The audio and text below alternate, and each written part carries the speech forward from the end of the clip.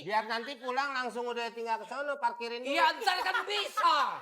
Kalau urusan udah selesai, baru lu benahin ini beca. Gue lagi negosiasi, lu benahin beca.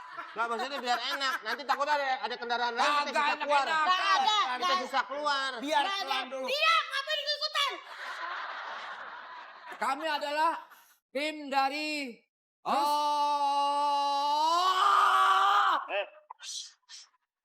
Apa wain bilang? Nah, ada sih.